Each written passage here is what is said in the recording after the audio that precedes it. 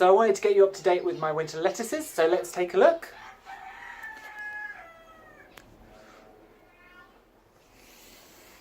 Where are they?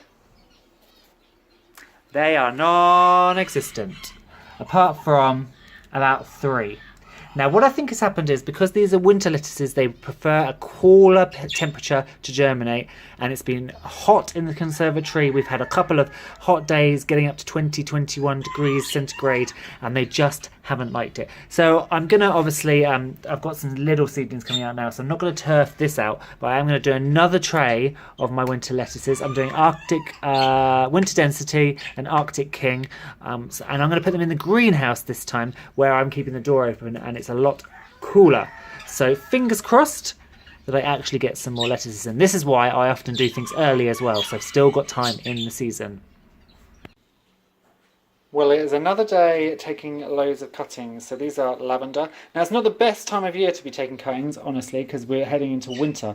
But I'm going to keep them inside just to get the roots going, and then once they've taken, I'll put them into the cold frame. But I hate wasting material, and so obviously at this time of year, we're cutting back lavender to make it all nice and shrubby for the winter, and you get all these offcuts, and this is new plant material. So I'm making as many plants as I can, because again, I want tons of lavender for up at the farm. There's a very well-drained patch of bit by the pit, which I want to put some massive rows of lavender down to attract bees, and also to use as, making new plants and also cutting the flowers. So today's job, I've got a couple of fuchsias in here. I've got some cuttings that I've already taken. I'm going to fill up this pot, and actually I've got so many here, I'll probably need another pot. But yes, 3 plants once again.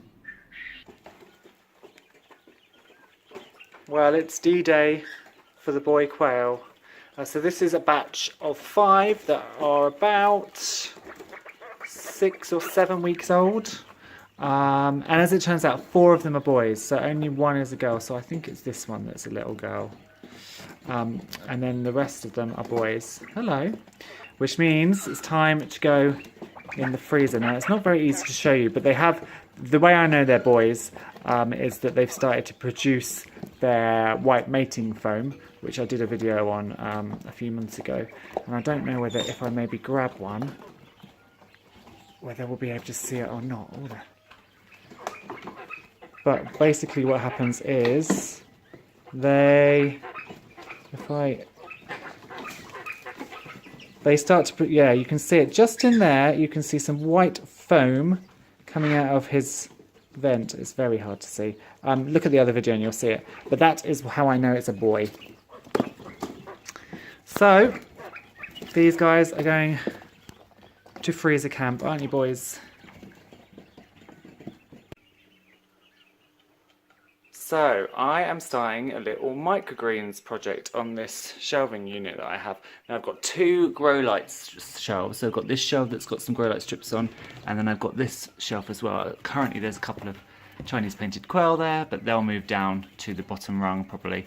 And I have started my microgreens. So we're day 4 now, and they're still in the dark, but we have sunflowers at this end and radishes at the other end, and then in here we have radishes again and some amaranth. Now I put too much seed on, so the first tray I just showed you is actually overspill from these first 2 trays, and then in this last tray I have more sunflowers again that I put way too many seeds in, so I've halved them and move them across. I also had to run out yesterday and buy some hydrogen peroxide spray because they got some mold on them. But we are germinating, we're good to go. We've got a little fan, so in a couple of days these can come down onto the grow lights and we can grow them into microgreens. So today I am just in the aviary and I am sorting out birds. So these Zebrafinches have got completely out of control this year. They breed really easily, so they've just been doing their own thing. But you can see there's quite a lot of them. And I don't actually even know how many there are because they've just been breeding. So today I need to pick out some of the babies. You can tell the babies because they're not quite adult. So this one here on the top branch on the right hand side, that just flew away. The one at the bottom, you can see some of them they haven't molted into their orange cheeks yet, they're the boys, and they've still got a bit of black on the beak, so I need to catch them up and separate them. And then there's actually 2 little baby white ones over there as well. They don't like the camera at all. So the 2 white ones in the back, they are also babies. One's got a black beak and one's got a pink beak. They should all have red beaks when they're adults. So yeah, so I'm collecting these up, I'm going to catch them up, put them into a separate cage, so I know how many babies I've got. And then the plan will be for this winter, I'm going to split them all up. There's still some babies in the nest, so I can't do this yet because I don't know who the parents are. But this winter I'm going to split everybody up into males and females. I'm going to pair them up how I want them to be paired, instead of how they want themselves to be paired. And we'll get back to organising the birds again. But they're very sweet, very sweet. Well, today is a cockerel processing day, so this is one of the chicks from Chick Check. And you see he's grown into quite a small little rooster. So he's going to be treated like a quail. There's no I'm not going to waste my energy plucking him. There's not a huge amount of meat on him. So he's just going to be skinned, and we'll just use what little meat there is from his breast and his legs and things. And then I've got a couple of Ixworth boys in here. They've been kept in here overnight, so they haven't had any breakfast, so they're not full of poop. But these are a dual purpose breed. Oh, are you coming? Okay, you can come out, so we can show you. So they're going to be properly plucked and dressed and gutted and put into the freezer. So it's not a job that I'm fond of, and I always put it off and off and off and off, but we're coming into winter, I need to reduce the flock numbers, so I'm afraid today is D-Day.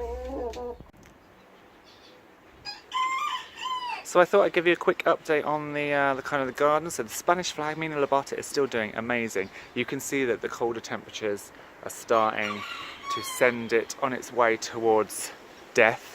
But it has flowered marvellously, and I'm hoping it actually gets some seed pods on it so that I can do some seed shares and keep some for next year. This geranium is fantastic. It's been cut back twice this year already, and it's still flowering. This is a little Astrantia. It's beautiful and it's clumped up quite nicely. So come spring, I'm going to split this because this is doing well on this sort of shady bed. And you can see these wild violas have gone mad. I've still got some dahlia colour, although they are starting to go over. You can see this Mina lobata is really going. And I've also got the first few berries on the pyracantha. Which I'm trying to get to grow this way, but it's just not done very well this year, and I think it's because it's below this tree.